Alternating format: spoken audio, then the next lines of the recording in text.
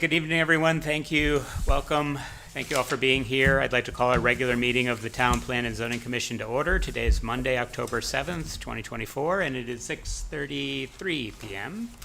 My name is Robert Klee. I'm the chair of our Woodbridge Town Plan and Zoning Commission. Other members of the commission who are with us today are Paul Schatz, Ben Cherry, Kathy Hunter, Yoni Samir, Andrew Skolnick, Jeff Kennedy, Aaron Hoffman, Cynthia Gibbons. We have a full house.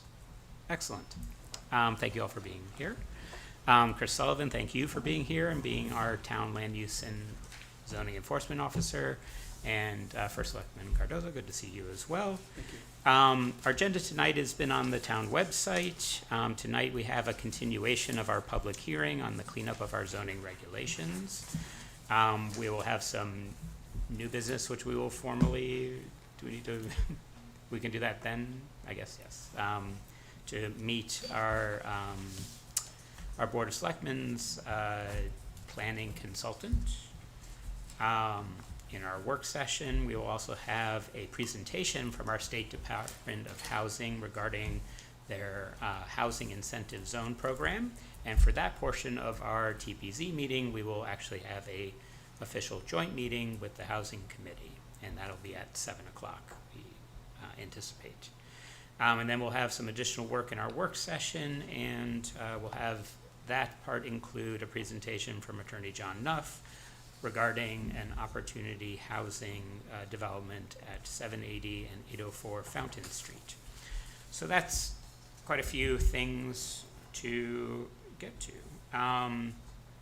So our first item on our agenda is our continuation of our Town Plan and Zoning Commission public hearing on our zoning regulations for the town of Woodbridge, the cleanup of those regulations, which the commission spent quite a fair bit of time, I'll call it a year plus, walking through our big book of regulations in an attempt to eliminate things that were dead ends and typos and things that didn't make sense, and create a document that actually can be updated, changed, and modified in the future, unlike our current sort of challenged actual document approach.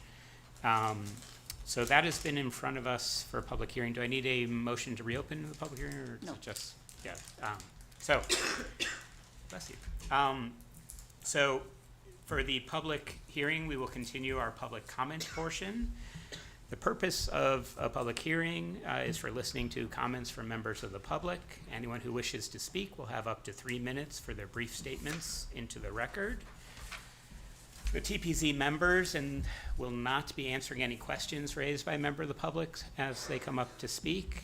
Their public statements, though, and any written comments that were submitted to the town regarding our cleanup of our zoning regulations will become part of the public record for the TPZ to consider when it eventually takes action on these regulation cleanup. As a reminder for everyone, off-the-record communication with a member of the commission on the merits of this regulation cleanup is prohibited.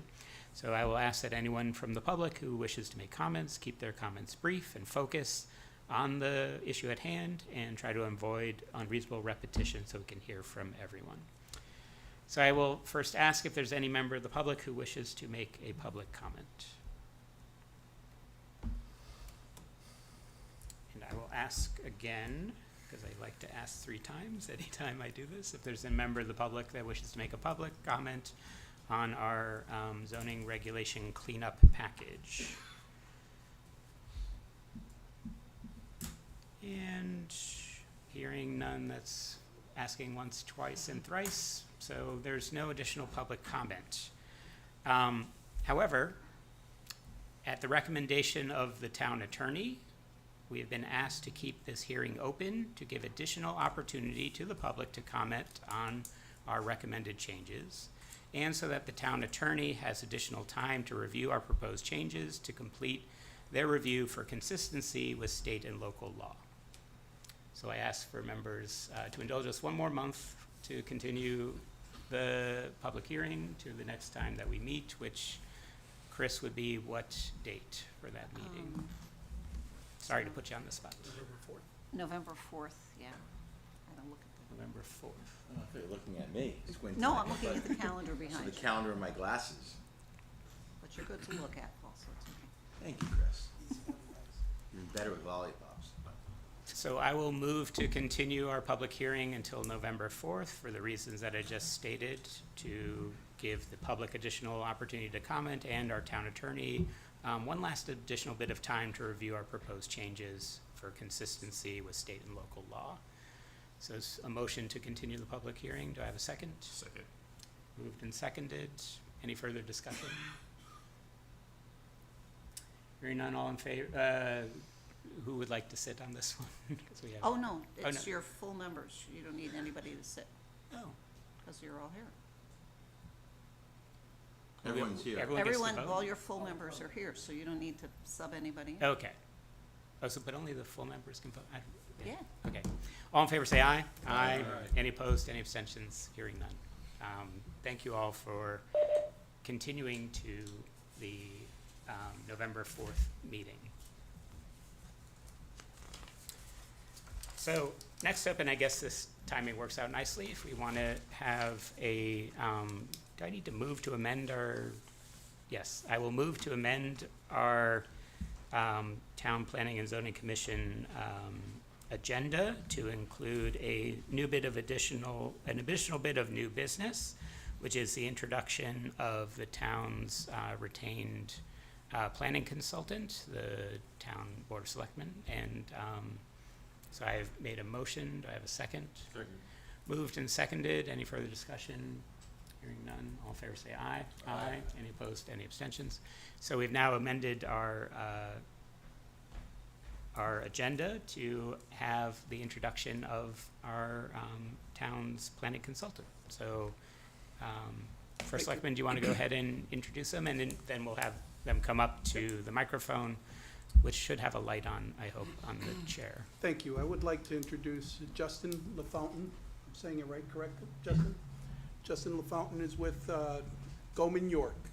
The Board of Selectmen opted this recently, in recent months, to engage a town planning consultant. We haven't had a town planner for a couple of decades at this point in time. We used to have one back 20 some odd years ago.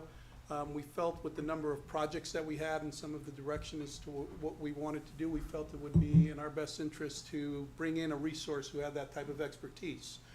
And looking at and reaching out to SCROG and a number of other, and some other organizations, we came to the conclusion that it would be best to at least initially engage the resource as a consultant rather than bringing someone on until we understood the role a little bit better and understood how best we could utilize that role. So after going out to bid, we did select Goldman York, and Justin is our specific representative from Goldman, who will be working with us, has been working with us now for a couple of months.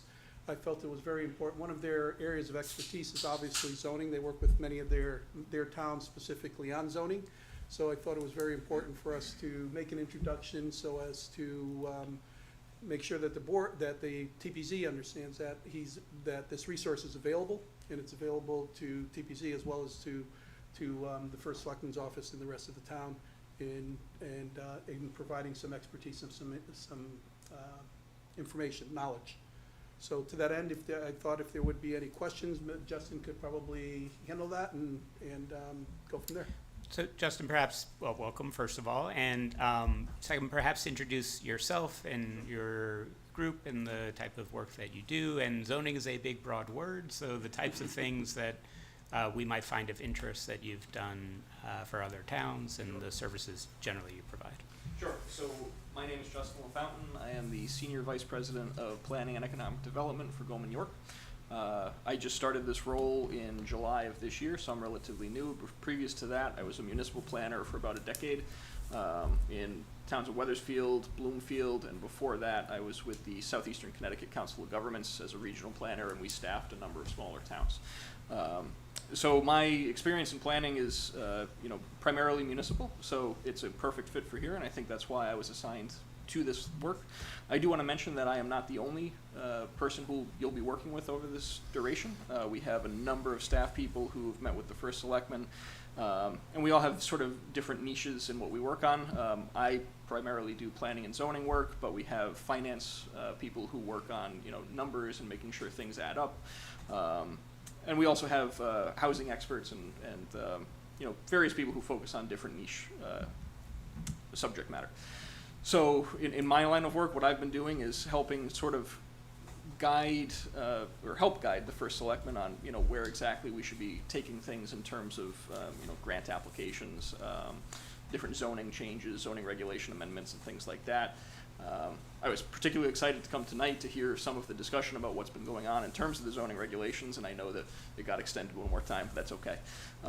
It's better to do things right than to rush things through, so I appreciate that. And one of the things that we work a lot on at Goldman York is housing plans and ensuring that towns have the capacity and the drive to get the housing that's required for that municipality. So for the 780 to 804 Fountain Street, I've been talking a bit to the applicant and helping move things along in that direction too.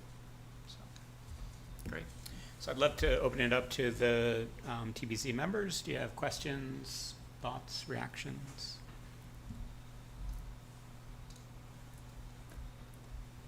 So what role will you play in terms of the town plan of conservation and development that we're currently working on? Sure. So the town contracted with SLR for that work. That was before I came on board here.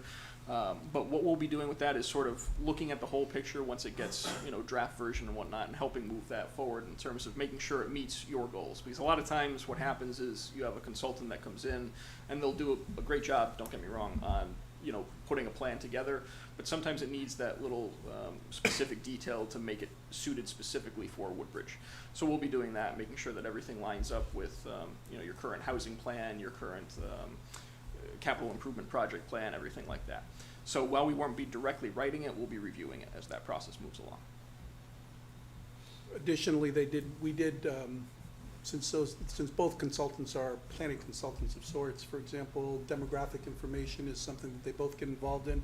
So we had them get together to communicate with one another to assure that there's not unnecessary overlap in terms of what one is doing versus the other. So they have met together. They do know each other through other communities.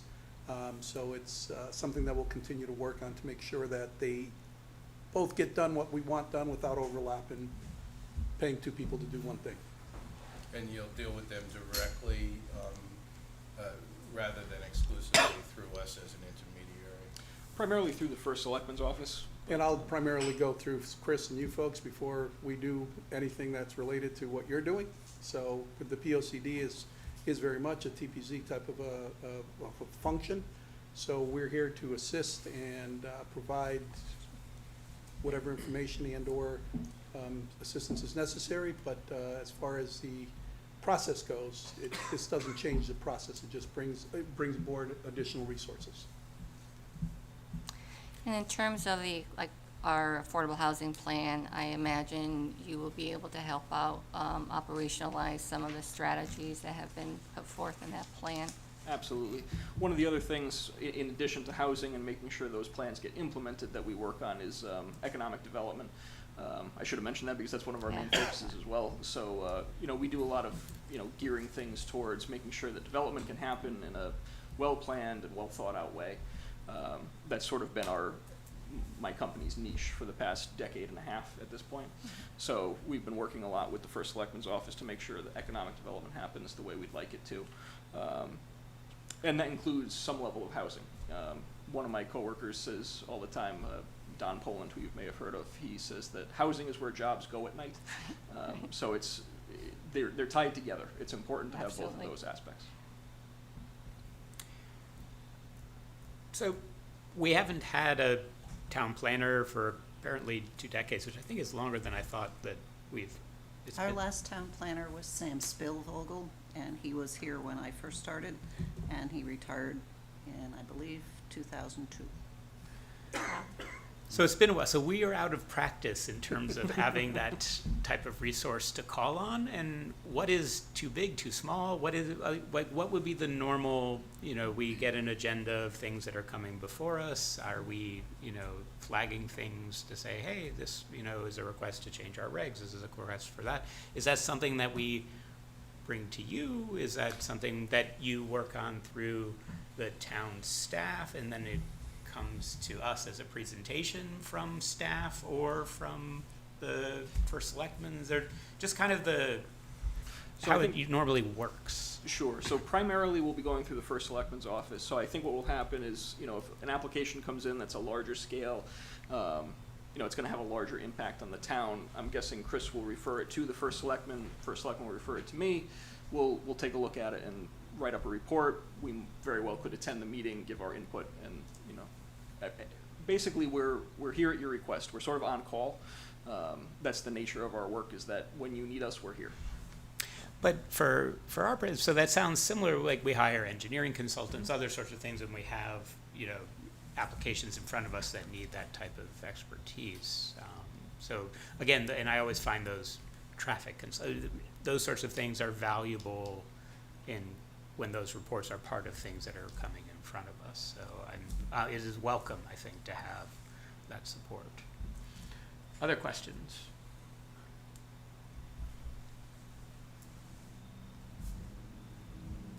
I'll likely not attend all of your meetings, but we'll be using Chris as a conduit for communication. Shouldn't need to go the other way. If there is an application, it's probably easier to determine, how we do things. But if we want to proactively do something, or we want to offer some information, like you said, Chairman, as far as presentations and things of that nature, we'll channel everything through. My plan is to channel everything through Chris. It's a learning process from my perspective as well. So just so you know, typically what would happen still is that you would still engage your professionals. If you need an engineer to review your Sure. plans, a traffic consultant, that kind of thing. And, we'll go from there. Right, no, I just use those as the example of, I think, a welcome service for most of our lay board to have an engineer that gets to weigh in on things and a traffic expert that weighs in on things. But to have this available with a planning expertise, kind of to sort of give us some guidance on how applications that come before us fit with the town's broader goals and approaches. And the last thing I'll say finish up is, we also view their role from an umbrella standpoint. We have a number of different projects that are in progress, and we're looking at Goldman and York to assist us in managing those projects on a higher level, so that they're not operating on a silo basis, and they can offer us insight on the different elements of what we're doing, and hopefully provide us some advice in appropriate directions to go. Great. So they will be involved with the consultant for the country club. They are involved with the POCD. What's happening at the school, they'll be involved with in helping us with as well as some others. Great. Anything else from the commission members? No? Great. Well, thank you. It's a pleasure to meet you. Thank you very much. Happy to be here. Yeah. If you need anything, just let me know. Thanks. So that concludes our new business. And if we go to our work session, should we skip until the Department of Housing folks until 7?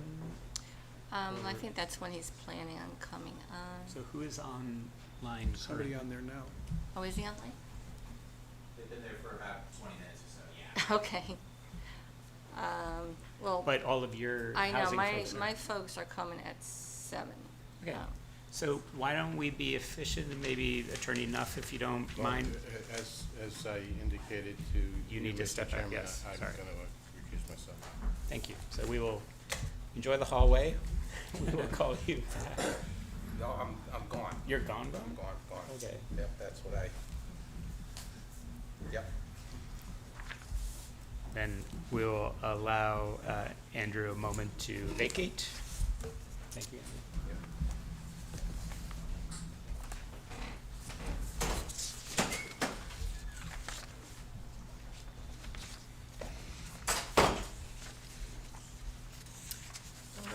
So we're going to the second item on our work session, which is a continuation of our discussion with Attorney John Nuff about a potential opportunity housing development at 780 and 804 Fountain Street. So Attorney Nuff, good to see you. Yep, Again. thank you. For the record, John Nuff, 135 Broad Street in Milford. Not that I need to feel any older, but I remember your town planner from 2002, actually the late 90s. So, yeah, it's great to have Goldman, New York, for whom I have a lot of respect.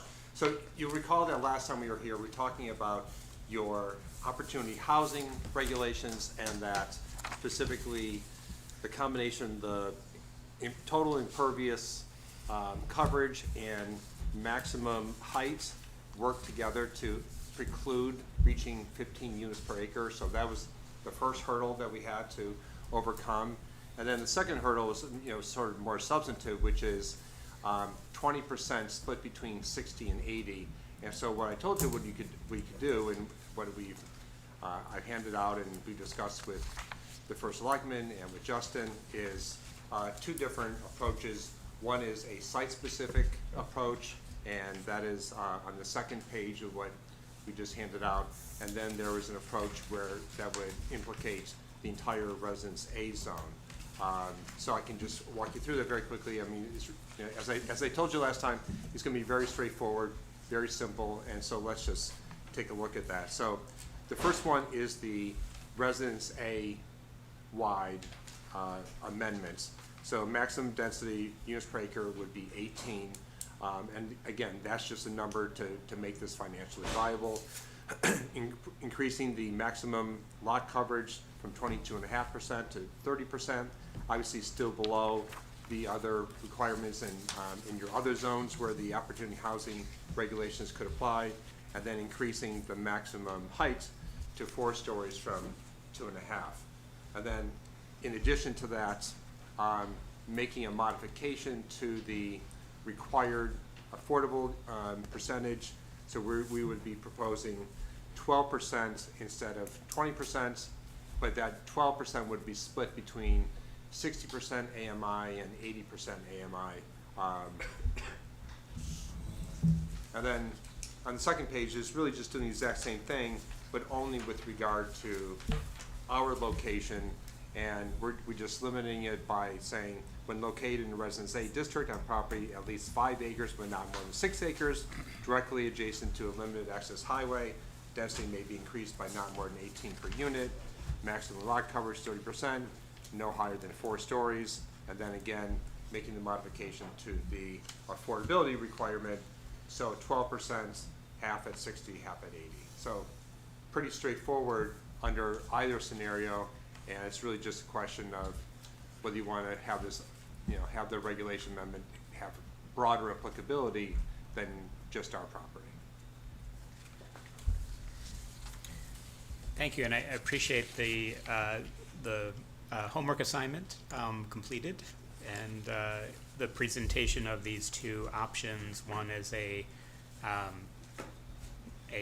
change to the entirety of our regulations versus one that is restricted, and that magic language restricting it is a property at least 5 but no more than 6 acres next to a limited use highway, which basically is only this property. Correct. Happy, this is a work session, so we're just happy to have a conversation. Is that? That's all you can do. Yep, about this. And so I would, and I know, again, from last time we talked, I like to focus first on the percentage of deed restricted affordable.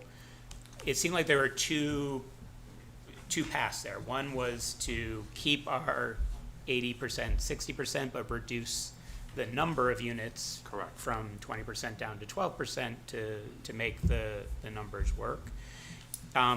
Is there another version of this that keeps 20% affordable, but chooses a different, but maybe only 80% AMI? Yeah, so the other alternative that we discussed, and that frankly my client rejected just because of its implications, is 20% all at 80%. So that would be the other alternative. I mean, I think both are I mean, exceedingly helpful. I think there's a good argument to be made, even from a public policy standpoint, that having at least some units set aside at 60% is better than having them all set aside at 80%, regardless of what that number is. But, yeah, so we would be, if we make the application, that's one of the things we talked about last time as well, is depending how broad the application might be, whether we make the application, whether the commission does. I would tell you, you know, we're sort of anxious to get moving, but if it were us, we would be proposing the 12% split between the 60 and 80. And just so two quick follow-ups, and then I want others to definitely jump in. So my two questions, could you, and I might only do this on the general revision, the first page ones, could you draft our regulations to give developers that option? Either 80% AMI if it's a 20%, and then have, that's path A, or path B, 12%, but it has the split. It would take me 12 seconds of going to the Word document to add that. To make it an or. Right.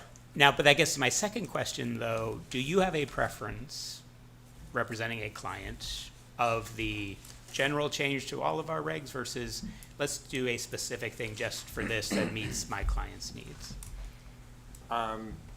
Candidly, no. I mean, we're here to, you know, I mean, frankly, partner with the town. I mean, as Angelo Malizzi, he's not here this evening, but his son Sean is. You know, his attitude is, you know, we're here to work with the town. If you had a preference of if we can be an aid to your process and make the application and see it through, I mean, we're happy to do that. You know, we would like to keep moving to the extent that we can. I mean, ideally, we would want to submit something in fairly short order, so we could, obviously, there's a 30-day referral to SCROG, and then obviously we'd want to get before a public hearing, you know, fairly quickly. So either one, you know, depending on what the commission prefers and whatever sort of gets us to a, you know, a speedier resolution. I mean, one thing that in our conversation with the first selectman and with Justin last week was, you know, how comprehensively you may want to do this. I mean, you can do this in, take a small bite of the apple, and we can do the site-specific one, and then you can, at your leisure, you know, with Justin's help and Chris's help and whoever else, you know, take a more comprehensive look, not just at our property, not just at the Residence A zone, but frankly at the half dozen different zones that the opportunity housing regulations could apply to. That's fair. No, thanks for that context as well. Other members of the commission, thoughts, reactions? Yogi? Yeah, have you, you know, as somebody who represents developers, have you looked at our map of our town and thought, you know, well, not to say that you've identified any other parcels, but like as you look at this proposed revision, the townwide revision, I guess my thinking is whether or not this kind of revision makes sense for the whole town, because there could be other parcels of land that could. No question that it could, you know, listen, on a regulation amendment, there's always the concern about unintended consequences of, sure, it works for your site, but we just don't know what we don't know yet. So I haven't done a deep dive on every parcel in the Residence A zone where this could apply. And that might be one of the things that would militate in favor of doing the site-specific, so that you can, you know, do that analysis, so that, you know, I think there's been a important change in attitude on behalf of the commission that's frankly commendable in terms of their approach toward affordable housing. But that's not to say you want this in all instances, in all places in the Residence A zone. So we give you the opportunity to, you know, do that investigation, whether that's Chris or Justin or, you know, each of you on your own. It would give you that opportunity. I mean, I would add that, you know, in our discussions with the housing committee, we felt that the 20%, you know, was not conducive to promoting more affordable housing, and that it had to be tweaked, because 20%, you know, we're 10%, is that 60, 10% is that, 80% just doesn't seem to pencil out for a lot of developments. And so we had proposed maybe, you know, a better percentage would be at 12%. But I think in terms of, you know, deciding how far you extend that, I mean, that's where we really felt the role of the planner needed to come in, because, you know, we don't have the capacity to really do that deep dive to understand the nuances of what works in what area, what works in another area. And that's why I really think it's important to have the professional help to, you know, guide us in decisions like this. Other comments, suggestions, discussion from our members? Would it be correct to say that our planner, our recently hired planner has not already looked at this, or? In the process of, they have seen it, and they are in the process of. Justin, correct me if I'm wrong. And I assume they're looking at both this page 1, which is the town-wide revision option, versus page 2. Although Kathy, I do tend to agree, we have a developer who's excited about a particular parcel and a particular way to build something in that one location, which is a good thing. But we don't know how that fits elsewhere with a full change across our entire A zone. And which means part of me, and in addition to keep things moving, you know, with a project that we have that wants to move forward in a particular location, that for me leans towards that site-specific Yeah, I think to start with, regulation. yeah. And then, to Attorney Nuff's point, and we see how that goes, and we take both the learning from this development and from our professional consultant help to say, yeah, you may want to have optionality. You may want to look at our B zone, our T3 zone, like our other zones may take pieces of this and not Yeah, parts I of wasn't it. suggesting not to start with the site-specific. I think it's a good Okay. idea to Oh, no, start I there. agree with you. I Yeah, think, yeah. yeah. I just have one question, and I'm not sure if you can answer it or if Planner can answer it. When does something like this, where it's site-specific, become spot zoning? All right, so that's a good question. I thought so. Spot zoning is sort of a layman's term, but at the end of the day, for a regulation amendment or a zone change by statute, you are required to make a finding that is consistent with your comprehensive plan. You have to consider, that's the language of the statute, you have to consider the POCD, but it must be consistent with the comprehensive plan, and that's how you avoid spot zoning. The comprehensive plan is your zoning regulations and your zoning map. So the question really is, are making these changes consistent with your zoning regulations? And I think they are. If you look at, the best example is, what if you want to put a gas station in the middle of a residential zone? Well, the only way you can do that is if you change the regulations for the Residence A zone to allow gas stations, wildly inconsistent, or you change the zone of that one parcel in the Residence A zone to something that permits gas stations, again, wildly inconsistent. But what you have currently in your opportunity housing regulations is the opportunity for 15 units per acre, you know, with all these other bulk requirements. So we're making, I think, a modest modification of that, and so therefore I think it would still be consistent with your comprehensive plan and when it meets the test of the spot zoning. Right, and so these are proposed changes at the margins versus something that is a wholly, like, different approach. Right. Good question, though, Chris, I agree.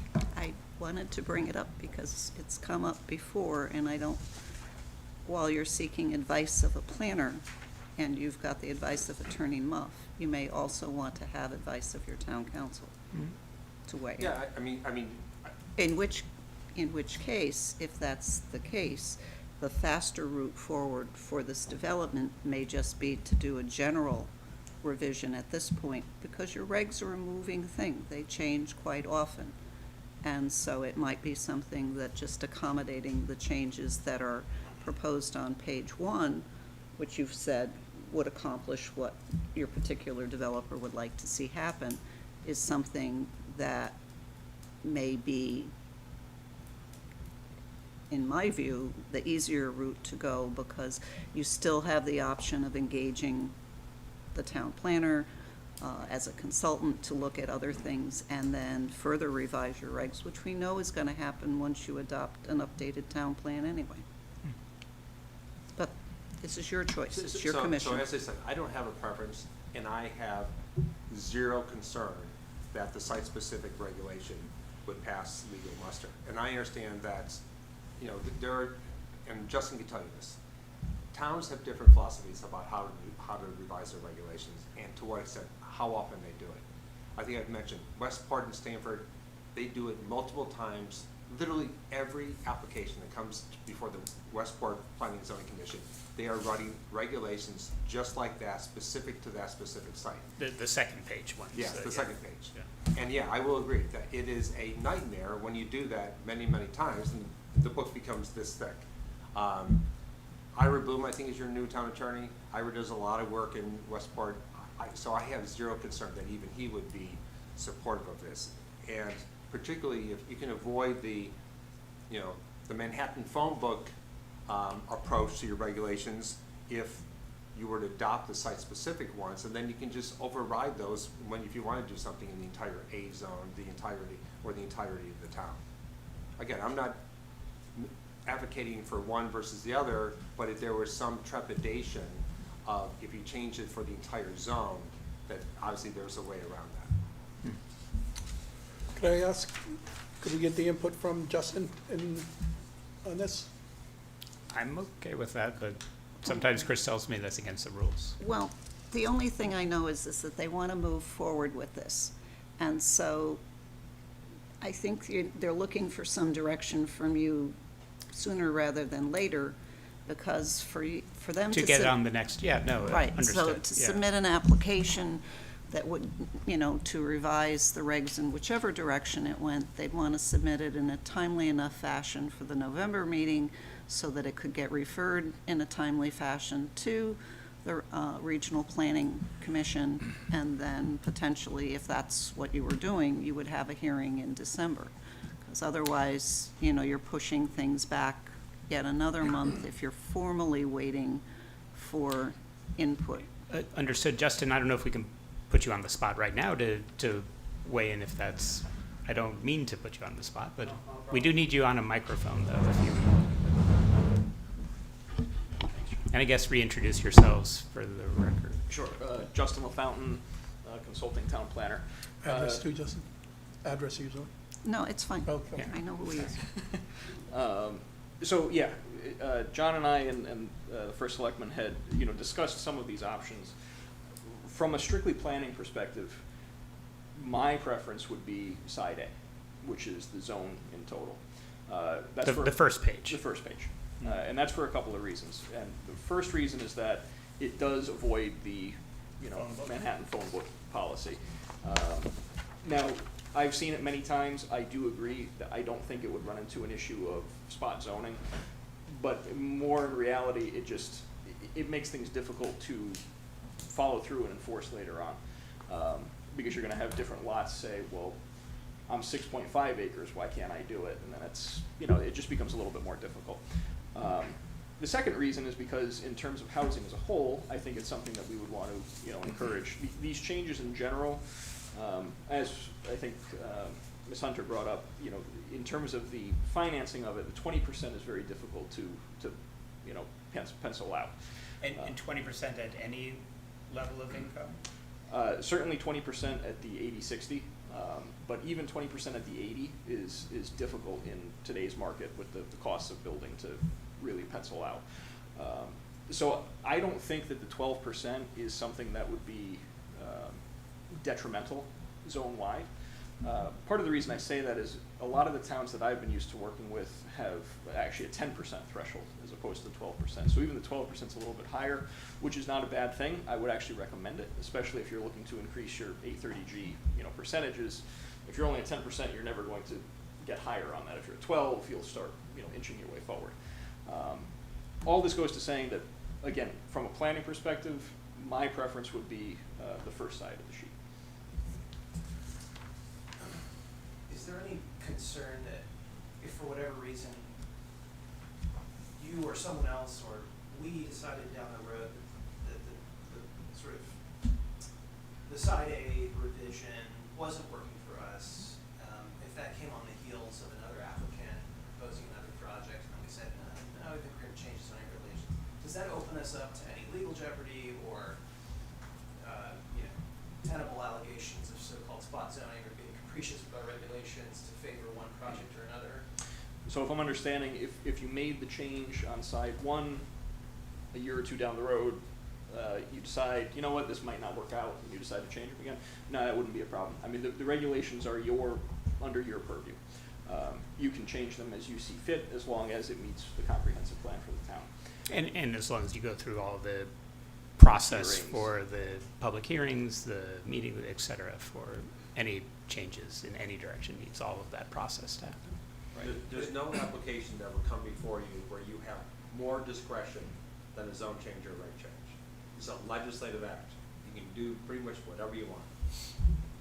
The only time it would become an issue is, let's say an applicant came in with a site plan and they said, this is what we want to propose, the town accepts it, and then you change it.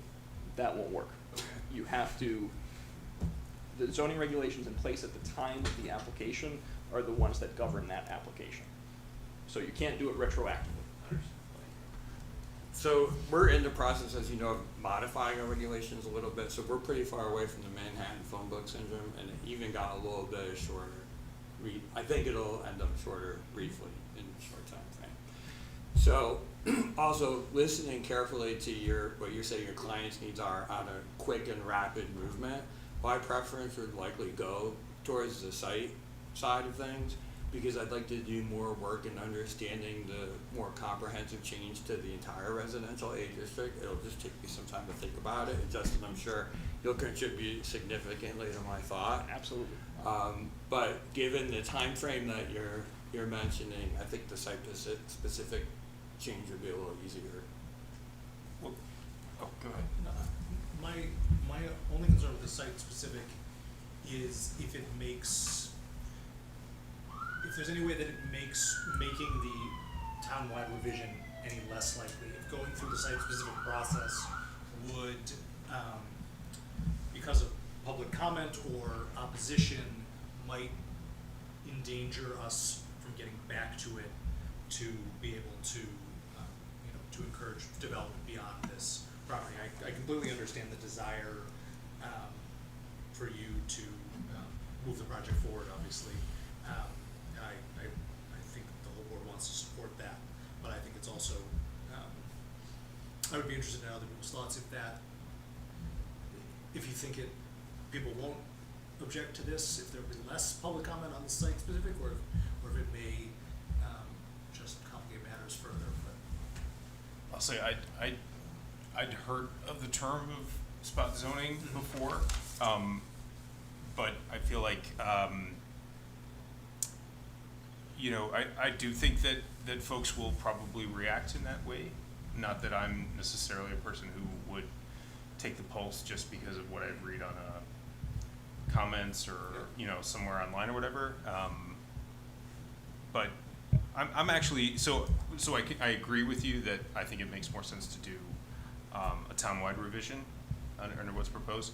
I am curious if Mr. LaFountain, if you've had a chance to look at the townwide revision and then also look at our town and look at the parcels that are potentially available, and if you have an opinion that you feel like rendering on that. Sure. So I haven't looked at all the parcels, of course, but one thing to mention is, keep in mind, the use itself is allowed in the A zone. All this is doing, and John, correct me if I'm wrong, it's changing the density that's allowed, the percentage of the coverage, the stories, the height of the building, and then the percentage of affordable. So this is not to say that the use isn't allowed in the rest of the zone. It is. It's just tweaking some of those numbers to make it a little more palatable for development. Right, I think so, with all due respect to our folks who are not in, serving on this commission or not in your line of work or Attorney Nuff's line of work, I think someone watching this who is an educated person, a member of our town, a citizen of our town, I think that's a very important point to make, right? That we're not talking about we're not conceiving of or thinking about a wholesale change to a zone to allow something that didn't previously exist. I think one of the things that folks get really up in arms about, at least from my observation, is when you know, changes are made or proposed. I think there's often a feeling like there's this commission that just went ahead and like instituted their ideas without taking enough. And as the chairman pointed out, you know, we go through a pretty long process of public comment, but I think a lot of folks are intimidated by zoning, right, in general. So I appreciate you pointing that out. Right, I mean, this represents a very limited, when you talk about the characteristics, the fact that it has access to public water, public sewer, the fact that it's not in the public water supply watershed. There's not too many parcels in Woodbridge. So, you know, I think it's really important these parcels would be, to me, unique, you know, and this is why we have to encourage these types of development, for that very reason. And getting, Aaron, back to your original question of whether the value of doing this once townwide versus on a per project basis where we would be back here for each one trying to do that. It is an interesting one. And I'm beginning to sort of pivot to where my preference would be, because of the ability for this very limited number of parcels to actually do something that as long as our planning consultant sort of has identified that these are the types of changes to what was on the books that will just make it more effective and more sort of more likely to succeed with what we had tried to do in creating these opportunities in places with water and sewer. And so why not do it once to give that opportunity more broadly? One of the pieces I'm struggling with, and of course I don't understand all the specifics of this project, but I don't understand some of the principles illuminating the choices of these numbers in the first place. And so if we were to make the change on side A, what would stop the next developer from coming and saying, this is great, but I would like 20 units, and I would like 35% lot coverage, and I'd like 10% affordability? There's not really anything to stop them from asking, but we have articulated the principles on which we would base our decision in that case. There is literally nothing to stop someone from making that application. And similarly, there's absolutely nothing to stop you from denying that application. As I said, you have complete discretion. Ultimately, if you read the case law, what those cases say is consistent with the comprehensive plan means, is it in the best interest of the town? If you peel away all the legalese, is it in the best interest of the town? And you can make the determination, no, it's not, because we want more affordable housing. And that's it. And you'll win. So it's, as I said, you know, a legislative act is your best tool for getting what it is that you want, because someone can appeal a denial of a right change. The likelihood that they win is very, very slim. Ben, But I guess part of Ben's question, and to Justin, is this the best practice? Is this number of 12%, why 12 and not 10 and not 14 and not 30, you know, why 12, why the, this level of density? Should it, I mean, yes, they're asking for their particular development 18, but is more 20 units an acre up to 20? I mean, so theirs would fit under that, you know. That is what we often struggle with on this side of the table, is we have well-meaning developers who have their specific project that need certain numbers to pencil out, but I don't know if those are the best numbers, because that's not my day job. Sure. The, what I wanted to say is the reason that we've consulted with them and that we got Attorney Nuff involved was after they presented what they presented. I specifically went to Goldman, New York, saying, hey, can you give us some perspective on this? You've been working with a number of different towns. Can you determine whether, exactly your question, basically. And that's exactly why I felt it was important for Justin and Goldman, New York to get involved, is specifically to help provide us that information so that we can determine if it's the right thing for us to do, based more on what we what works and what has worked and what there is out there right now. So that's exactly what I'm hoping that we will be afforded through their knowledge and obviously doing some of our own due diligence as well. And to that point, I will say, in terms of the numbers that are proposed here, they're fairly consistent with what you see statewide. You know, in terms of the density, 15 is on the low end, 20 is on the very upper end for a low-rise townhouse-style development. 18 is sort of that sweet spot of making the numbers work while still maintaining, you know, not overcrowding. So 18 would actually be my preference for that. In terms of the lot coverage, 30%, you know, 30 to 35, you can make that work. That's not too much of an issue there, but 30% I think is reasonable. Keep in mind, a lot of your lots in Zone A are larger lots, so 30% is gonna be a good amount of lot to cover. The building stories is actually an interesting one, because when you sort of pencil out 2.5 stories with the densities proposed, I don't know if there's a way to do it. No, in fact, that's what we talked about last time.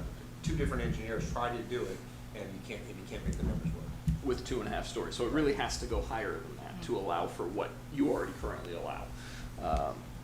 And then again, the 12% in terms of affordable, you do see numbers between 10 and 15. 10 is sort of the running number only because of 830G, but 12 I think is a good target number to have.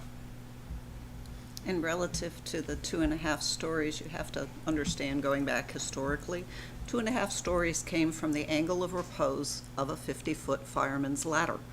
And that's how they could get up there to cut a hole in the roof and put it out.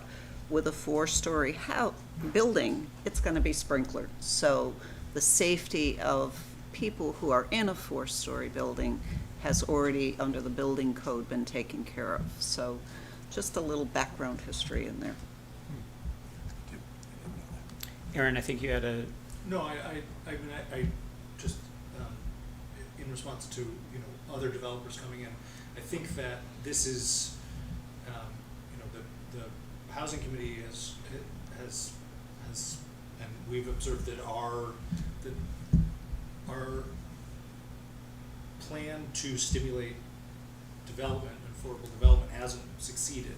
And so this is a relatively incremental step in line with what consultants are telling us is reasonable. And if we only get one development and it's just this development, and after we made the townwide change in the next 2 years, then the next developer to come in and say, you know, I'd like to change it, then we can maybe listen and say, you know, that is reasonable because our goal is to spur development. But if the next month another developer says, I wanna make this change, and we can say no, and someone else presumably can make it work, hopefully we're an attractive enough community, if we make these changes, that there'll be some, you know, some demand for the lots, and there'll be competition for developers to fill it. Yeah, I completely agree, and I think it'll be very interesting, you know, if we decide to make this sort of side A change, to hear from Mr. Fountain again, sort of as a thought experiment, if we propagated these changes across all, you know, available parcels, what the net result would be, because that's where do we want the town to go, and what's the possibility under these you know, parameters? Be interested to know. but Aaron, I liked how you sort of phrased that it's been about 2 years since we made this change that's currently on the books, and folks have tried to make it work, and here we have someone who's tried, and that's Yeah. why they're coming to us to say we can make it work with some reasonable incremental changes, and let's see how those go.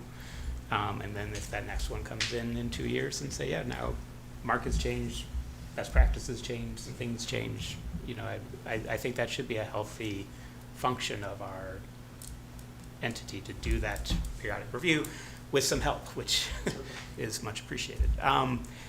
Do we get a sense, Paul, anything you want to add here? No? Everyone else have a chance to chat? My sense from where we're at is probably side A. Is that at least a straw? We're not voting on anything, but You can't which we say can't. yay, nay, or indifferent, but Or I any- think he's got an idea. Do you have a fair idea of where the board is heading? No, I want to thank you for all your time and your very thoughtful responses, and, you know, really giving us a lot of consideration. I mean, It's been immensely helpful, and, you know, it's, you know, I don't use the word collegial or partnership lightly. It's, I mean, frankly, you know, our exchanges the past 2 meetings have been very refreshing, and we look forward to continuing working with you. Agreed. Thank you. Thank you. Thank you. Thanks. All right. So we'll take a moment to go back to the agenda and go back to our folks from the Department of Housing. Thank you for hanging on with us for the folks at the Department of Housing. Is there anything we need to do from a technical perspective for the IT folks to make it work? And Kathy, do you need to convene your housing? My only question is, there anyone else besides the 2 folks on the remote meeting that needs to be brought in? No, Other than that, it's just, whoever Mike is bringing in. because I had to let them in manually, I guess it wasn't open to all participants right away. I mean, I guess, Done that. Folks on the meeting, remote meeting, can you hear us? We can hear you fine. Can you hear us? Wonderful, yes we can. Thank you. Fantastic. Just gonna go ahead and, do a couple of minor adjustments. And then, while you're making those adjustments, Chris, does Kathy need to, That's the way we did it the last time. Convene She's her calling meeting. her special meeting to order. All right, so I hereby open the special joint meeting between the town's planning and zoning and the housing committee to order. And you have a quorum of your members present. I do not have a quorum. Well, if you don't have a quorum, you don't have to have a special meeting, because. I mean, I learned, I guess a quorum is 5 if I have 9 people. Okay, so, 1, 2, 3. you How many total members, Kathy? I'm counting myself. How many total members? I have, 8, I have 8 people, right. But, I don't know, someone, I was assuming a simple majority was 50%, but I guess it's 51%, No, so. it's gotta be, you have to have 5. Right, so, based on that, I do not have a quorum. Okay, so you can just proceed with your regular meeting, and you have other people in attendance. Great. so feel free, Kathy, to introduce our guests. Okay, so I am happy to introduce, it's Michael. Michael Santoro, and Michael Santoro is the Director of Research Policy Housing Support for the Department of Housing, and he's going to give us an overview of the Incentive Housing Zone Program. So, Mike, thanks so much for being with us tonight. Well, thank you all for having me. You may also see my staff support, Connor Quinlan. I'll be taking notes, so that if you guys have questions, I'll be writing down and can give you answers at a future date. Again, thank you for the opportunity to come and talk to you tonight about the incentive housing zone. I have a very short PowerPoint presentation, which I hope will work. So, a brief overview. Let me tell you a little bit about the department first, and then we'll get directly into the program. Reestablished as a separate state agency, the Department of Housing came into existence July 1 of 2013. We were formerly, many years before that, the Department of Housing that was sucked up into the Department of Economic and Community Development. We saw a need back in 2013 to bring housing to the fore in terms of its policy implications and the need for housing and housing growth. This particular piece of legislation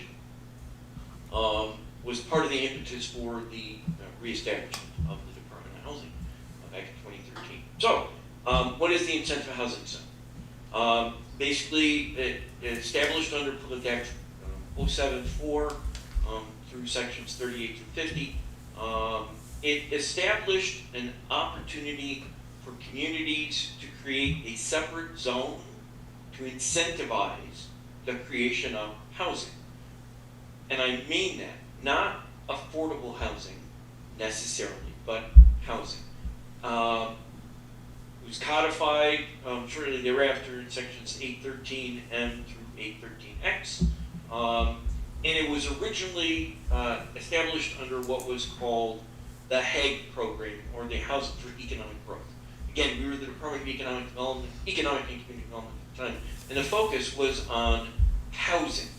I think, as you talked about earlier, housing is an economic driver here in the state of Connecticut in particular, but overall. The goal of the incentive housing zone is to assist municipalities to plan for and create mixed income housing, to attract and retain young professionals, working families, municipal employees, retirees, people of all professions. The idea being, this is an opportunity to create housing. Again, not just affordable housing. So, the incentive housing zone in statute is not necessarily the same as an incentive housing zone in practice. We'll talk about that in a little more detail. To qualify under the state's incentive housing zone program, you must meet a certain set of requirements. They are up on the screen. You must be consistent with the state's plan of conservation and development and be sited in an eligible location. We'll talk about that in a little more detail in a minute. IHCs must permit as of right an incentive housing development, and that has a specific definition. And again, we'll be a little more detailed. They must be compliant with minimum allowable density requirements, and this is where we get into what is an actual incentive housing zone project or an incentive housing development. Must allow at least 6 units per acre for single family, at least 10 units per acre for duplex, or what is commonly referred to as townhouse style, and at least 20 units per acre for multifamily housing. Those are minimum density requirements for your incentive housing zone to meet the state requirements. For smaller communities, the densities 4, 6, and 10 are acceptable if you reach out to the department and we enter into a conversation. Now I say that because the incentive housing zone program in statute comes with incentives to the town, not just incentives to your developer. A lot of communities see these requirements, these minimums, 6, 10, and 20, or even 4, 6, and 10 for smaller communities, as being too onerous. They have adopted their own set of standards that don't meet the statutory requirements for IHC. They still call them incentive housing zones. They still incentivize housing development, but they don't qualify for the state financial incentives because they don't meet these minimum requirements. By the way, anybody has questions along the way, please, I'm happy to take them as we go along, or you can wait till the end, completely up to you guys. Okay, minimum as of right density allowed by IHC must increase the current density permitted by the underlying zone by at least 25%. So if you have an area of your community which currently allows 2 units per acre, you must increase that by at least 25%, which essentially becomes, it must go to at least 3. Well, we know the minimum requirements are 6. Okay, so when you look at the math, it is important to understand that it actually has to be a documentable increase or incentive to the developer. A state certified IHZ requires that the site plan or subdivision procedures, but are not subject to special permit or special exception procedures, requirements, or standards. Again, as of right. If a developer proposes the minimum requirements of the IHZ, they get to move that project forward. An IHZ may consist of 1 or more subzones. So you can have an incentive housing zone, and then within it, smaller districts or smaller subzones that actually increase beyond the minimums, other density bonuses. Finally, the land area of an IHZ cannot exceed 10% of the total land area in a municipality, and the land of all IHZs and subzones cannot exceed 25% of the municipality's total land area. So you can have multiple IHCs within a town. None of them can exceed 10%, and cumulatively, they cannot exceed 25. Okay? Now we'll talk about the money. We have a series of incentives to municipalities who want to consider establishing an incentive housing zone. First, there are technical assistance grants that are available to municipalities to help you plan for the creation of an IHC, the adoption of regulations and design standards, the review and revision as needed of applicable subdivision regulations and applications. Those technical assistance grants can be up to $20,000. They can pay for legal expenses, they can pay for postings, other costs associated with the creation and adoption of regulation standards, feasibility studies, particularly for a small community like yours, including septic systems, as well as other minor engineering studies. Anybody who's done any of this, for 20 grand, you're not going to get a full-blown engineering study, but it'll get you off the ground so you can understand whether a project or whether an area is conducive to an IHC. Step 2, redevelopment grants or loans. And those are site-specific. Your community is eligible for up to $50,000 that can pay for land acquisition, planning and design, again, preliminary engineering, appraisals, particularly if you're going to acquire, legal and financial expenses, and cost of permits. This funding will be provided to the municipality for their project use, or may be passed through to a project developer. So let's walk through the process. You decide you want to establish an IHC. You get a planning grant from us for 20 grand. You create the incentive housing zone. You adopt it. Now a developer comes along and wants to propose a project within your designated incentive housing zone. You, on their behalf, can get up to $50,000 to help that project move forward. Okay? Unless you, municipality, are the developer yourself, and you get the 50 grand. And again, to help you move that project to fruition. The project, however, must meet the requirements of the IHC statute.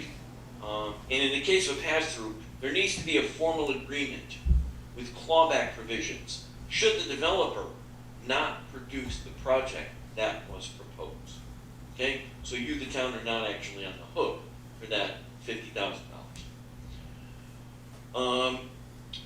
Further, there's zone adoption payments. So you've gone through, you get a planning grant from us, you adopt the zone. You can qualify for up to $50,000 simply by adopting the zone. The requirements are you have adopted the IHC, timetable for the appeal of the final adoption of the IHC regs has expired, or a final and unappealable judgment upholding such regs has been issued and the municipality has complied with the requirements in the statute. You, the town, can get 50 grand to do whatever you want. Back to the project. We can issue to the municipality a one-time building permit payment for each building permit issued for a residential unit in an approved incentive housing development, or incentive housing zone. Okay, awards can be up to $2 grand for each multifamily housing unit, duplex unit or townhouse, and up to $5,000 for each single-family detached unit. So there is a real financial incentive for you to adopt an incentive housing zone within your community at every step along the process. I do have to emphasize though, it has to be a statutorily compliant IHC and not just one in concept. The application process for accessing these funds is fairly straightforward and simple. Reach out to myself or to Connor. You can do that either through the department's website, or you'll see our email address at the end. You can apply for technical assistance or pre-development funds right at the outset. So if you don't think you need the TA money, great. You're ready to move the project forward, you you want to do your IHZ at the same time you're moving your project, you can apply directly for the pre-development funds. Okay? We will review and make a decision on your request for funds within 60 days, hopefully less. We give ourselves 60 days because this is not the only thing that we do. Plain, simple, straight up, folks. My contact information is in the top right. Connor's contact information is in the bottom left. Happy to answer any questions you might have. I just want to leave you with the thought. Incentive housing zones is just another tool that a municipality can use to promote the development of housing in your community. No, there's nothing in that statute that talks about affordability. Can you add affordability requirements to your IHC? The short answer is yes, you can, but you do not need to relative to qualifying as a statutorily accepted IHC. The reality is it's about density, and density as of right.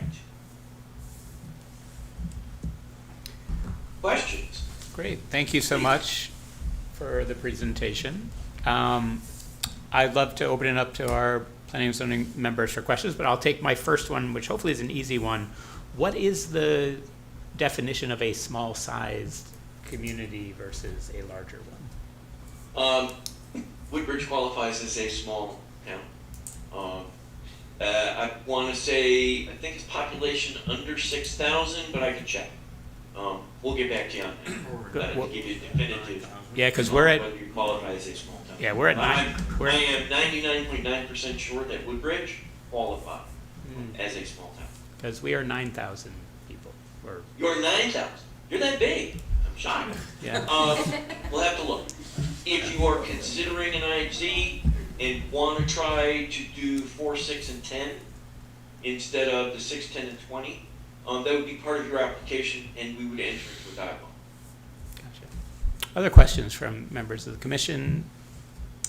I was curious, how many Connecticut towns have adopted statutorily compliant IHCs? So the statutorily compliant IHCs, there are 26 in the state. There are significantly more communities that have adopted their own concept of an incentive housing zone. But this is Rob again. I think you can see us because I think that little thing follows us. Oh, absolutely. All right. But if you're not the statutory compliant, you don't qualify for the grant funding, the dollars from the state, correct? Correct. The incentive dollars are only for incentive housing zones that are in strict compliance with the statute. That is correct. If anybody's interested, we publish an annual report on IHCs. It tells you who's in them, where they're at, how much money they've got.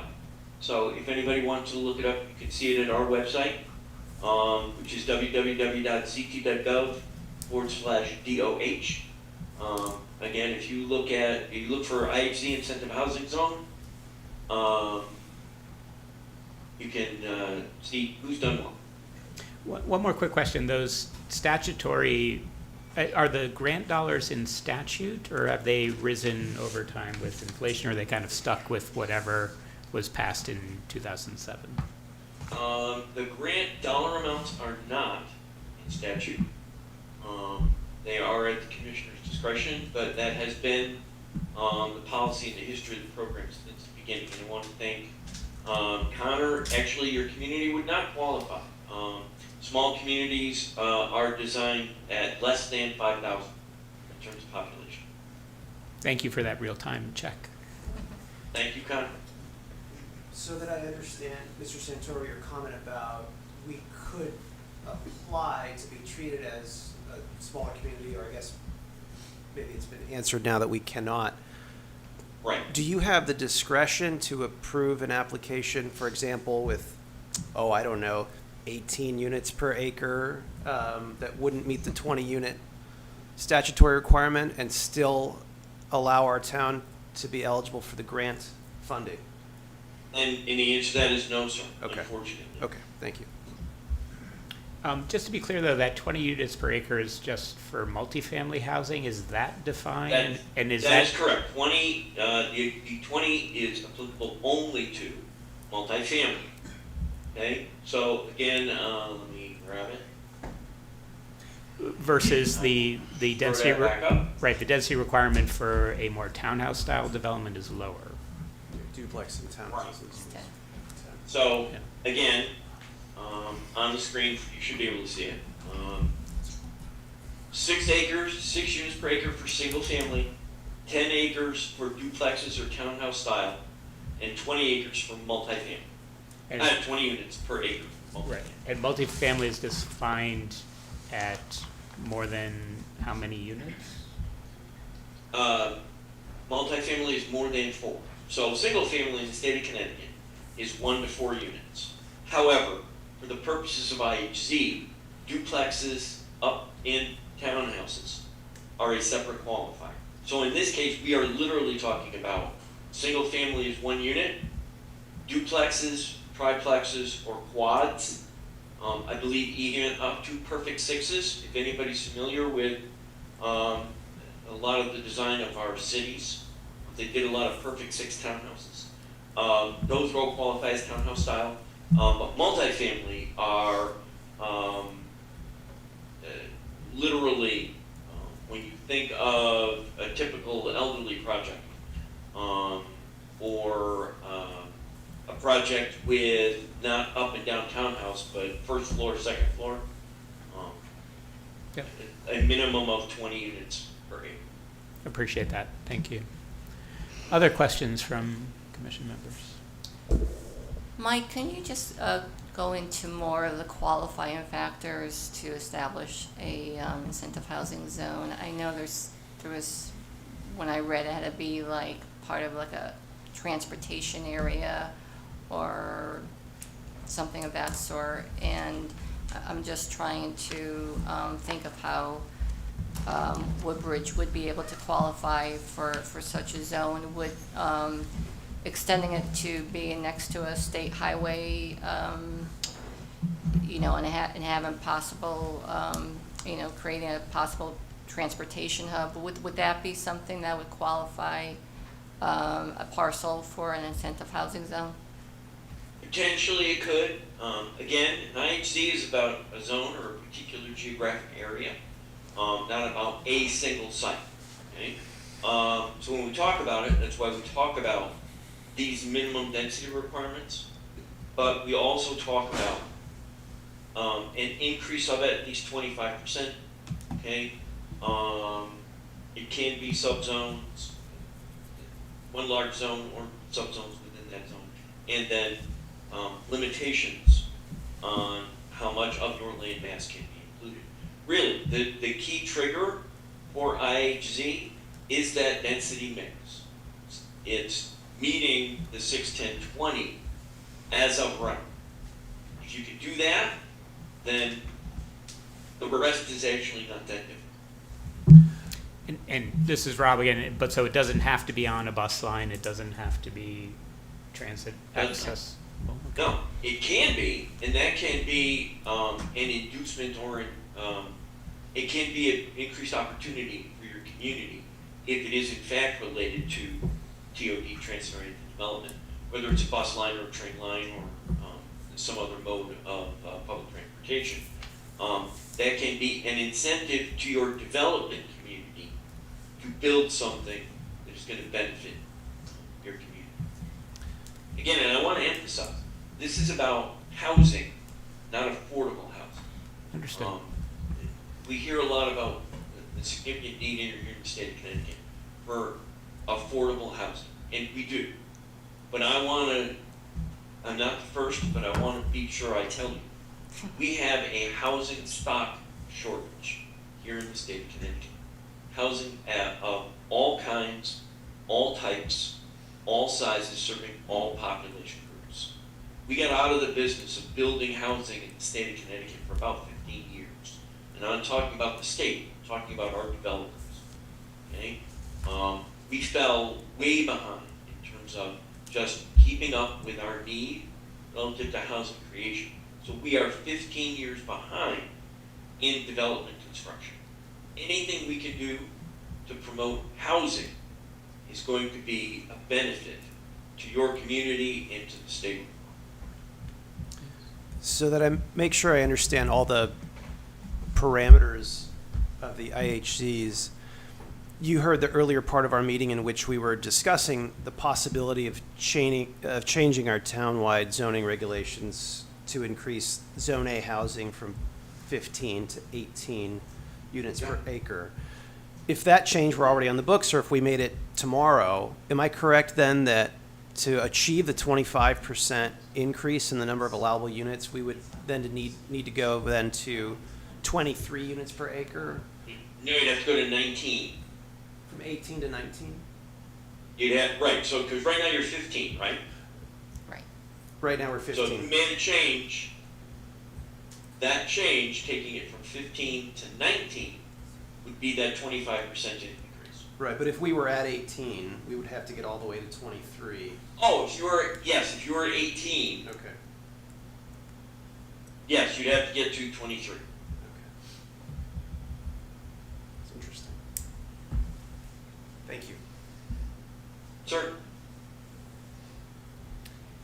Any other questions?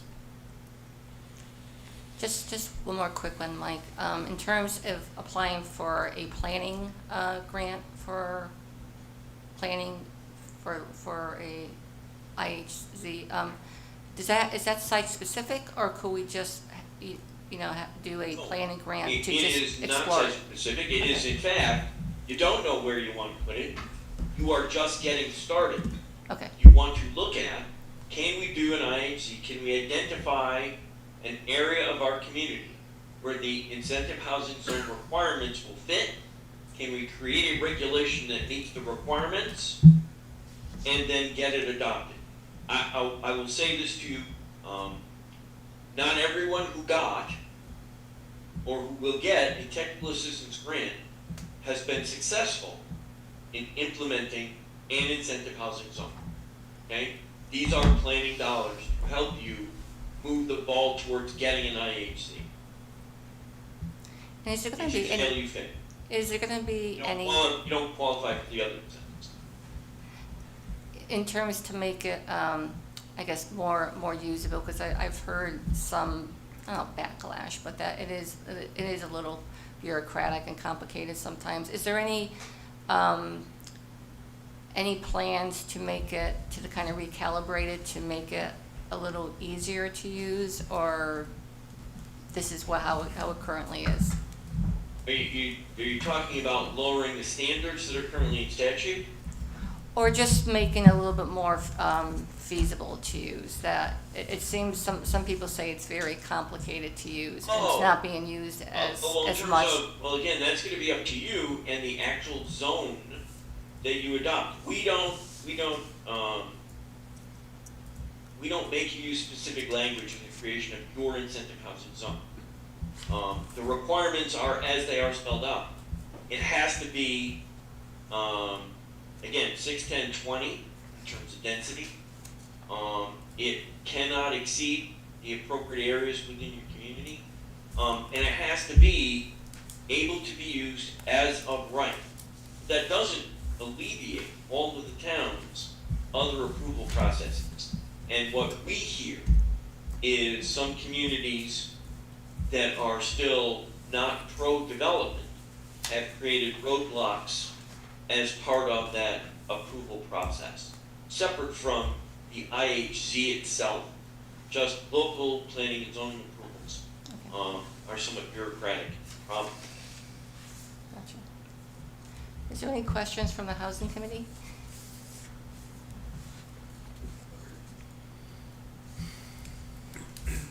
Okay, any last questions from our planning and zoning folks?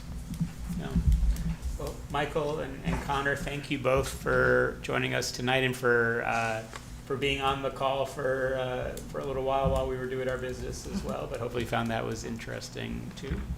No problem. Happy to participate, happy to listen. Terrific. Thank you. for having us. Thank you. Thanks all. Have a good evening. See you. Good night. All right. Very timely communication. Thank you, Kathy. I thought so. And if you could do a favor and turn on those lights. Sure. Yeah, If they could there. have my bald spot in that.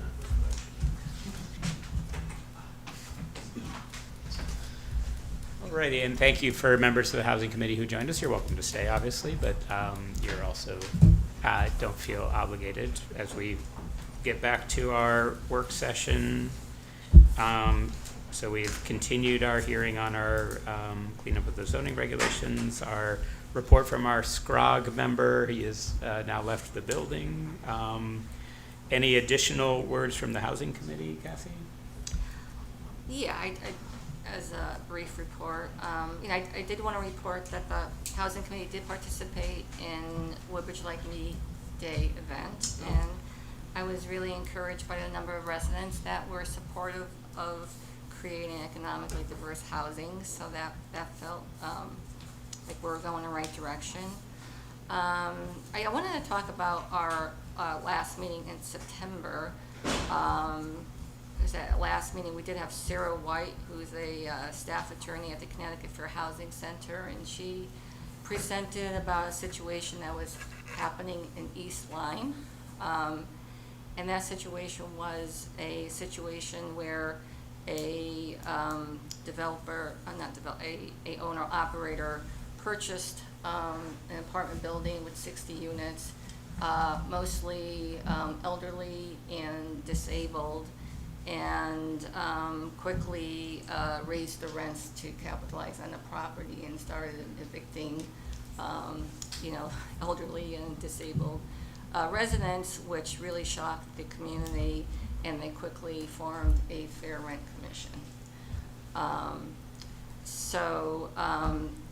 The situation, and then, this situation is significant because this was the same owner-operator that the owner of the Warner, which is the elderly housing development on Lucy Street, was looking to sell the property to.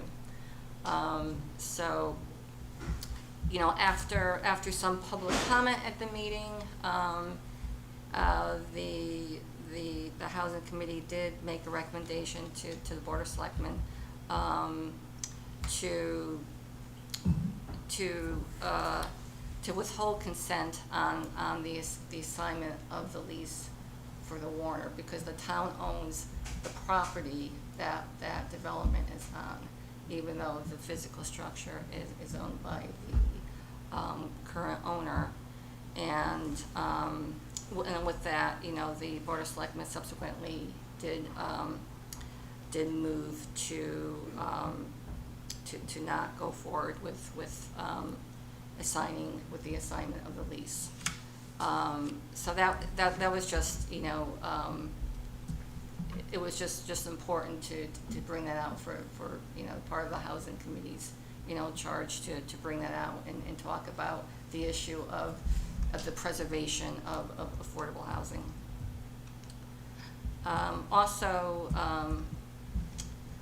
We do continue to participate in the SCROG's Housing Task Force.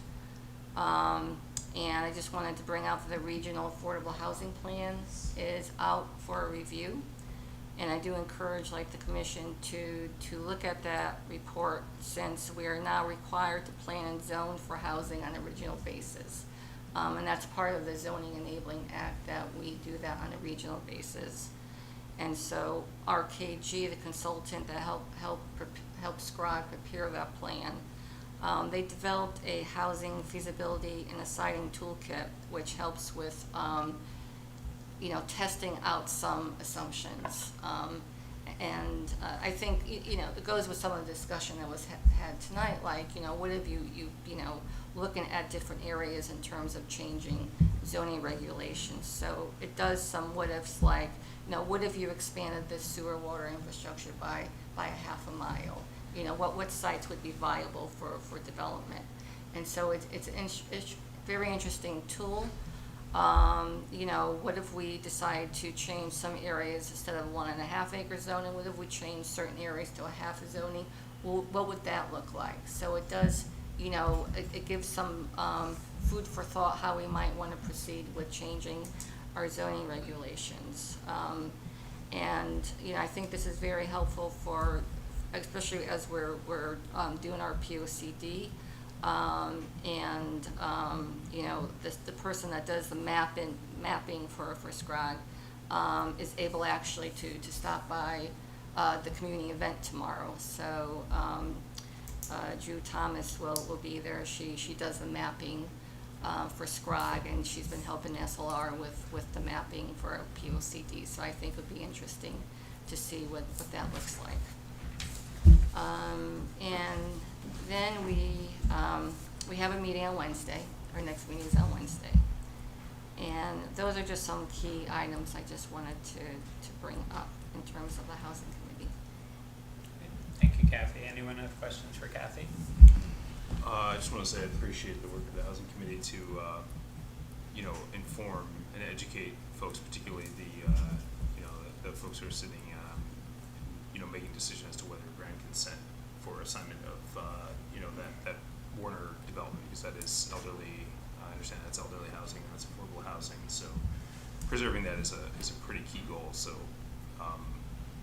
your ability to transmit that information and make it public and educate those folks, I appreciate that. Right, I have to say that most of that transmitting was done by public comment by one particular individual, Scott. I just want to point him out. He did, you know, he actually even provided public comment to Chaffa as well, and that was really, you know, it took you know the work of you know him to really go out there and stop this, because it could have had terrible ramifications if that owner did, and it was very close. But if that owner operator took that development over, I think we would have had some, you know, awful consequences of it.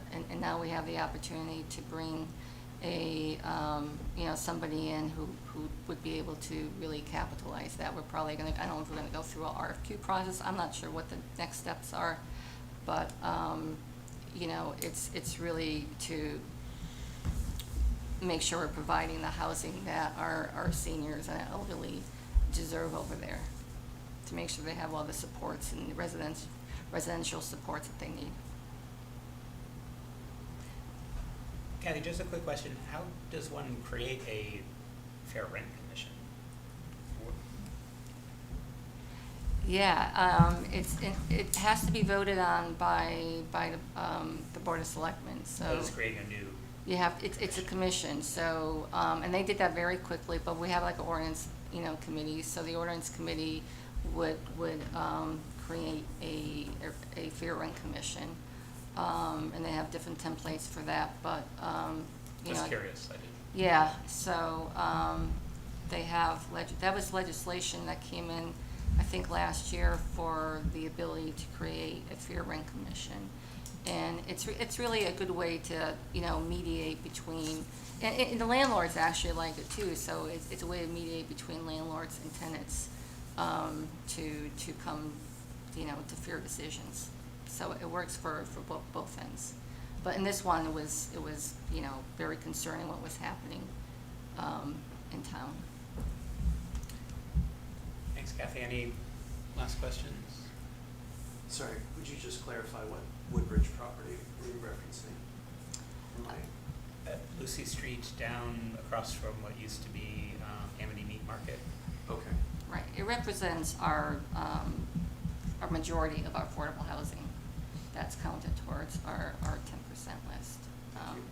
So, you know, that would have been at risk of losing its affordability after the Chaffa mortgage, you know, fell off. Thank you. Great. Any further questions for Kathy? Nope. Chris, report of the zoning enforcement officer. I also ask if you could also maybe tee up what we're doing tomorrow. Okay, so first off, I distributed a letter and some pictures that were dropped off earlier today by Rosalie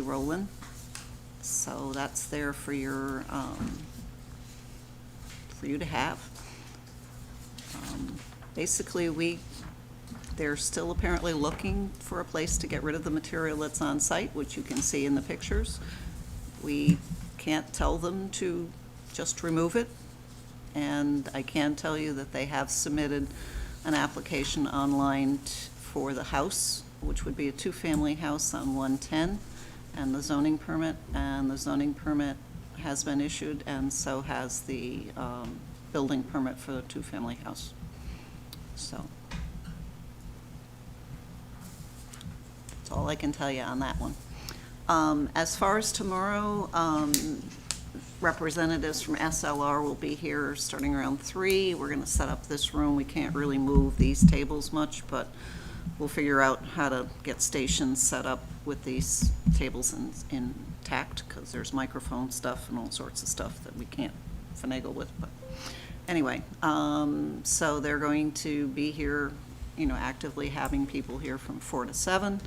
You're all welcome to be here to meet with people and talk with people. You don't have to staff stations in particular, but just to meet whoever comes in.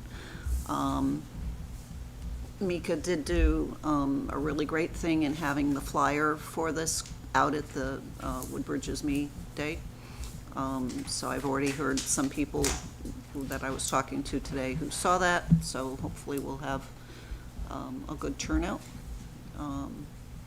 There's going to be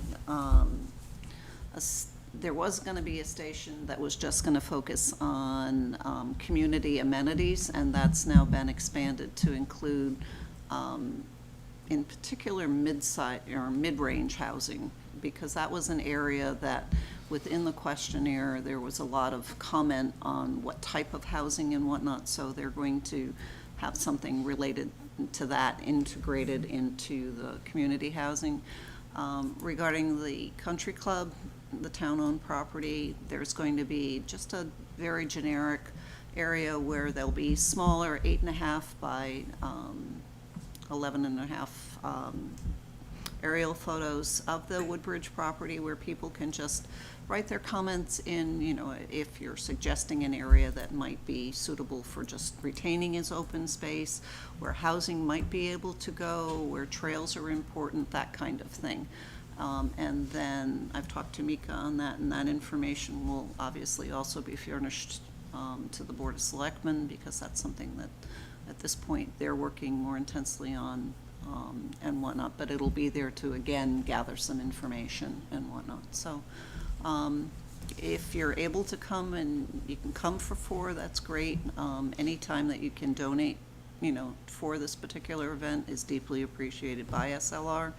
They will have staff. I will be here. I don't know what else I can tell you.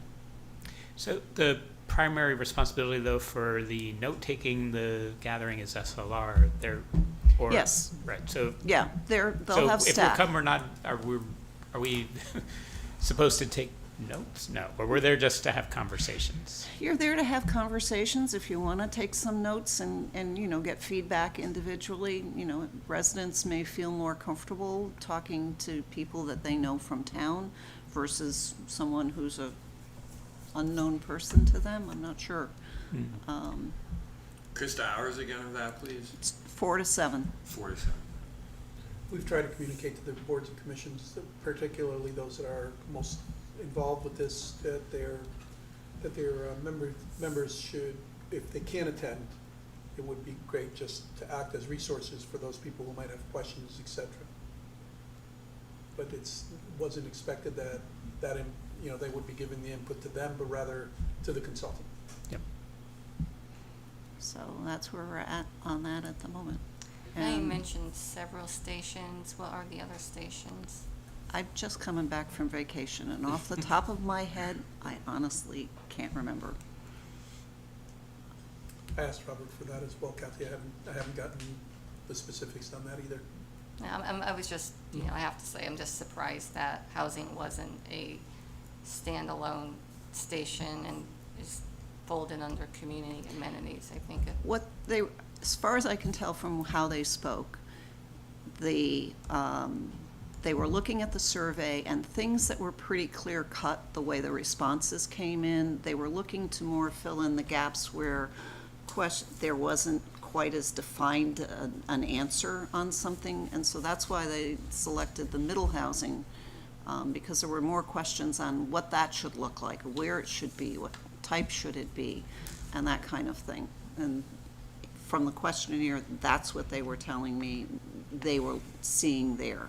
So they were looking at the questionnaire in areas where they didn't have a direct feedback that got generated through the questionnaire. So, that's all I can tell you. So folks, please do try to attend. I know 4 o'clock's a little hard for some folks.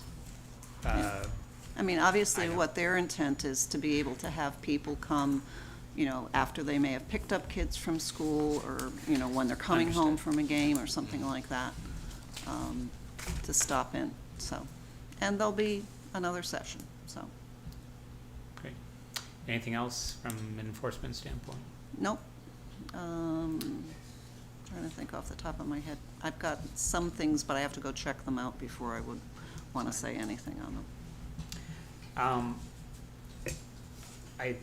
Minutes, I'm not sure I actually saw our September. You didn't. I Yeah. sent you out today that I didn't get to complete them yet, That's so shame on me. Okay, no worries. 2 quick questions. Tomorrow's event is in this room? In this room. Okay.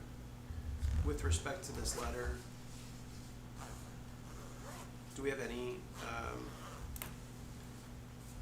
authority to respond to this? What would you want to say? I don't mean to send a letter. I mean to take an action to, you know, ameliorate this situation, which has been, you know, the subject of ongoing concern for members of the town. Nobody likes living in the midst of a construction zone, and it does seem like this is stretching on. We too long. can't force them to build. We have a foundation which has now sat for several years on Hazel Terrace, where there were supposed to be apartments built. And it sits there as a foundation, because that individual doesn't feel that this is the economic time to move forward with that. In this particular case, we have someone who wants to move forward and has submitted permits to do so, but is being held up because he's trying to get rid of the material that was on site. Whether that was a bad judgment on his behalf to get a site like that he knew he had to remove that kind of material without knowing where he was gonna bring it from the get-go, that's why development is the sport of kings and queens, because it's well beyond me. So truthfully, when, Can we find him with the crane on the permit? what are you gonna fine him for? It's a site that's under operation. He's got a permit that's valid through May 1st. With So respect, can I put a crane or a giant piece of thing in my property, just leave it there? if you've got a permit that you're working under, yes, And when the permit expires, then you can fine them? then we can chase him. But he's got a permit that's valid through May 1st that was issued by this commission. Thank you. And he's got a portalet that's on there, because when he's got people who are working on the site, you want them to be able to have a place Yes. like a portalet. I understand. And you've got a pile of material that I've repeatedly been saying, he's been trying to find a place to go, and went so far as to purchase a piece of property in another town to try to bring it there, and is now running into problems with that town about the ability to bring the material into that site. Just trying to be helpful to the people that live there. And we understand the situation. If there was some blatant thing out there that was in arrears with what the permit was that you issued, then we can chase it. But looking at those pictures that are out there, there's nothing at the moment that we can chase. There's no erosion from the site because it's all shale. At a certain point, though, we have to be realistic. I mean, this is not it's a question of dollars and cents. It's an economic calculus on the part of this builder, and he's making the decision that's best for him. And we're asking questions about, you know, the interests of the townspeople. And so at a certain point, we may need to say to the builder, we're not going to be renewing permits unless this project, I mean, we're not going to be renewing permits, period. I mean, is that within our authority to say we're not going to be renewing permits? When if he didn't complete the work, and that time frame rolls around, that's something that you can discuss with him. But right now, he's got a time frame of many months. And as I say, you know, he's been proactive in terms of submitting a building application with complete plans, paid the fee for that. It's not an insubstantial fee. The house, you know, it's valued just the house construction at $300,000. That doesn't include HVAC, electrical, plumbing, anything like that. So, Didn't we previously extend an invitation for him to attend one of our meetings? you did, and then that's when he responded to me personally and said, you know, I've bought another piece of property in another town, I'm trying to move the material there so that I can get going on the site, because I'd like to Yeah. get this site done. Because I don't like for you to have to be in the position of having to answer for this builder. So I can't imagine myself or the other members of this commission taking any actions that are sympathetic to this builder at all in the future until he comes and answers some of these questions. Because we're hearing from the residents every month. It's pretty simple. He can show up and he can, you know, give us specific details about how he's moving this thing forward. Because if what's in this letter is true, it's not an active site. It's not an active It's a permitted site. site. It's not an active site because until he can remove the material which is stockpiled on the site, he can't construct. I understand, and that is a financial calculus that he's undertaken, and he's not coming here to respond to questions that we have about how he's arrived at that decision. So he's making it an economic decision for himself at the expense of people in town, and we've invited him to come answer our questions so that we can better communicate and serve the people of the town, as is our charge. I would like him to come and answer some questions. Then I will invite him again. Thank you.